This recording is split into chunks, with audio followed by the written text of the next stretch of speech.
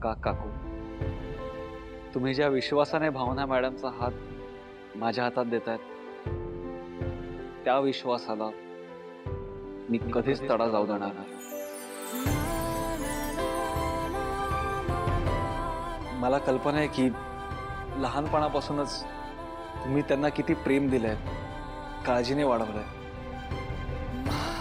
तशी बरोबरी तर जमणार नाही मला, पण काका काकू, मी खरंच वचन देतो तुम्हाला, मी त्यांची मनापासून काळजी घेईन आणि खूप प्रेम करेन. दुसरं वचन, भावना मॅडमच्या स्वाभिमानाचं मी नेहमी रक्षण करेन. आजपर्यंत माझ्या घरच्यांनी त्यांना किती प्रेम दिलंय आणि मान दिलंय हे सगळ्यांनाच माहिती आहे. त्यामुळे तुमच्या मनात विचार येत असेल की पुढे काय होणार आहे, भावना मॅडमचं त्या घरात कसं होणार, तर तसं काही होणार नाहीये. कारण आता मी आहे. पण आता पास, प्रत्येक अपमान, बोललेला प्रत्येक वाईट शब्द मी परतावून लावेन. त्यांच्यापर्यंत काही येऊच देणार नाही. सगळ्यांना सरळ करेन मी. आणि भावना मॅडम किती मानी आहेत हे मला चांगलंच माहिती आहे. त्यामुळे त्यांचा स्वाभिमान मी जपणार आहे.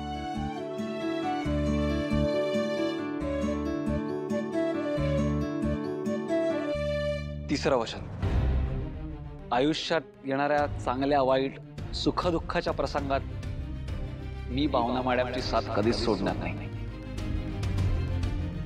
भावना मॅडमवर येणाऱ्या प्रत्येक संकटाला आधी मी सामोरं जाईन आणि त्या संकटातून वाट काढण्यासाठी मी त्यांच्यासोबत उभा पण राहीन. भावना मॅडमच्या वाटेला दुःखापेक्षा सुख कसं येईल यासाठी मी कायम धडपड करेन. मला माहिती आहे की भावना मॅडम तुम्हा दोघांचं नातं, तुमचा संसार बघूनच लहानाच्या मोठ्या झाल्या. म्हणजे काका काकू, मी खरंच सांगू तर मी पूर्ण प्रयत्न करेन की आमचं नातं आणि आमचा संसार सुद्धा तुमच्यासारखाच सुखाने फुलेल आणि माझ्यामुळे त्यांच्या डोळ्यात कधीच पाणी येणार नाही याची मी पूर्ण काळजी घेईन. काका काका काका मला माफ करा, मी तुमची परवानगी नसताना आत आलीये. पण काका, मी तुमचं बोलणं सगळं ऐकलंय. काका, तुम्ही जर का नाईलाजाने भावनाला सोन करून घेणार असाल तर मला तुम्हाला एक गोष्ट सांगायची. काका, माझं सिद्धूवर खरंच खूप प्रेम आहे. मी खरं सांगते काका. काका, मी तुमच्या समोर हात जोडते. तुम्ही जर का भावनाला या घरची सून करून आणलं, तुम्ही जर का सिद्धूचं लग्न भावना सोबत लावलं तर मी काय करू, कुठे जाऊ मी? तुम्ही प्लीज असं नका करू, प्लीज असं नका करू.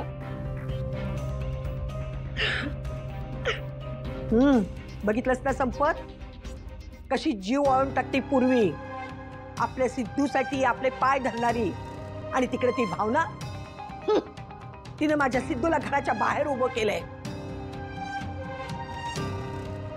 ते काही नाही संपत, माझ्यासाठी या घरची धाकटी सोनी पूर्वीच होईल, समजलं?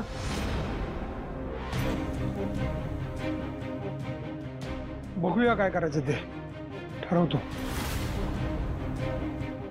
आरती, झालं का ग? झालंच आहे.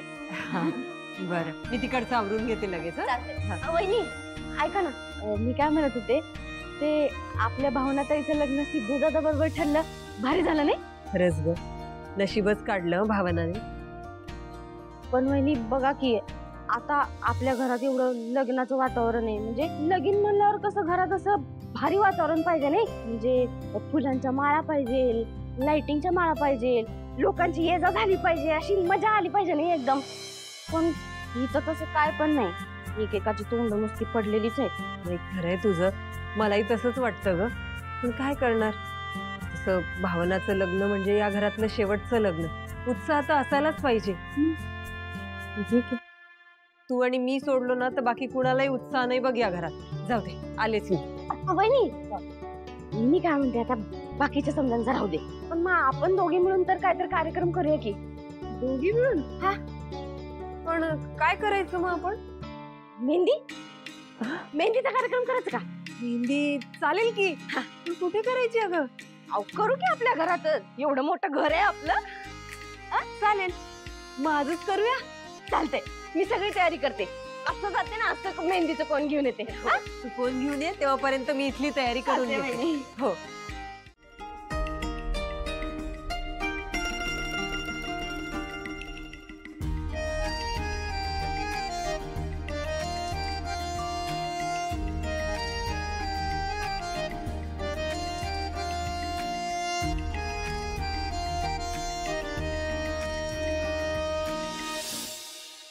हे काय होतंय माझ्या बरोबर? चक्क भावना मॅडम माझ्या शेजारी, आणि ते पण माझी बायको म्हणून. आहा. देवा, पावलास बाबा, पावलास. माझा विश्वासच बसत नाही की माझं लग्न भावना मॅडमशी होत आहे. सिद्धिराज गाडे पाटील, इथून पुढे तुमच्या बाईकची बॅक सीट आणि कारची साईड सीट कायम तुमच्या बायकोसाठी रिझर्व असणार.